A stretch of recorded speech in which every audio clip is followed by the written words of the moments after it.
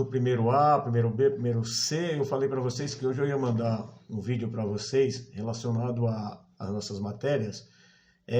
Muitos alunos falam que estão mandando as atividades, eu não estou encontrando. Eu procuro no Classroom, procuro no e-mail, procuro no WhatsApp e são poucos que estão entregando.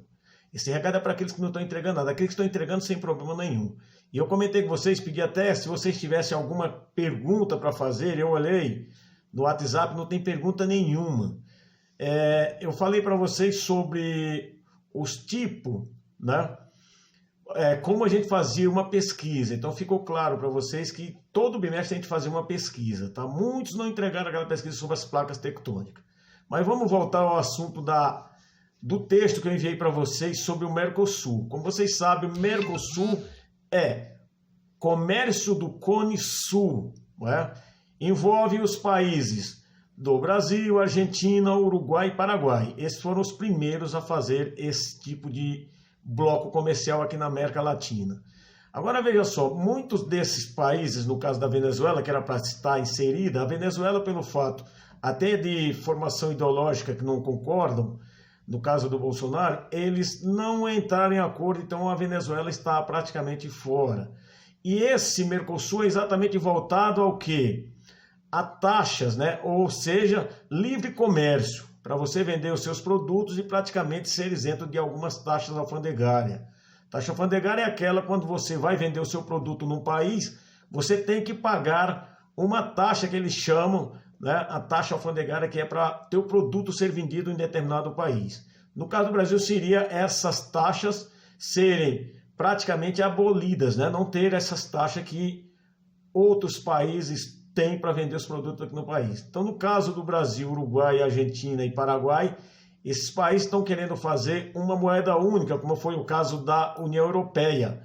No caso da União Europeia, a Inglaterra parece que está tentando sair da União Europeia.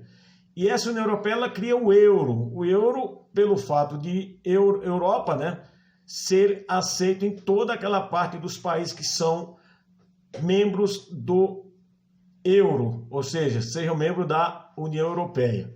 No nosso caso, não. O Brasil com a Argentina, o Bolsonaro tentou entrar, aliás, a Argentina tenta entrar em acordo para fazer uma moeda única também, para prevalecer aqui para o bloco do Cone Sul, ou seja, do Mercosul. E esse bloco, no caso, eles não estão concordando bem pelo fato do Bolsonaro querer criar o tal de peso real. Aí o Uruguai e o Paraguai não estão aceitando esse título.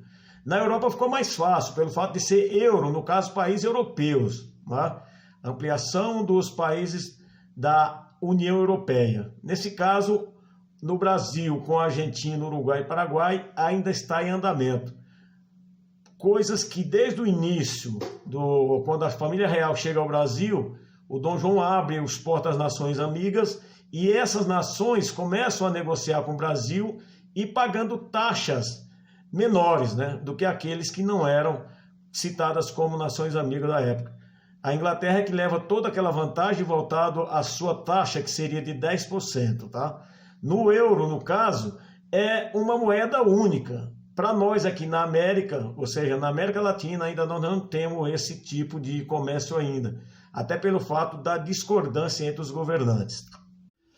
Então, para vocês observarem novamente, quando o Dom João VI abre os portos às nações amigas, quando a família real vem para o Brasil, em 1808, aí foi fechado um acordo entre o Brasil e a Inglaterra, onde a Inglaterra vendia todos os produtos do Brasil com menos juros, né, pagando apenas 10% dos seus produtos que eram vendidos aqui no Brasil.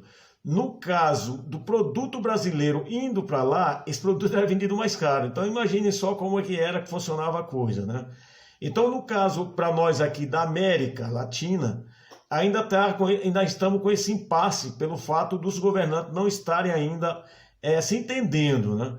Quando se fala em impostos, ou seja, taxas alfandegárias, é exatamente isso. Aquilo que você vai retirar da alfândega, você tem que pagar determinada quantia em porcentagem para teu produto adentrar no outro país, tá? Então, veja só, quando vocês fizerem essa parte aí do Mercosul, nós vamos falar sobre o BRICS, que não é um bloco econômico, mas é um bloco entre países, né? Isso é para depois. E nessa parte aí que nós estamos falando do Mercosul, é exatamente isso. Esse bloco, ele tem a finalidade de ter um comércio praticamente livre, onde as pessoas podem trabalhar sem precisar ter aquele tipo de, vamos dizer assim, no caso dos passaporte de um país para o outro, né? Mas até agora, pelo fato deles não estarem se entendendo, esse comércio ainda não está determinado como vai funcionar, tá bem?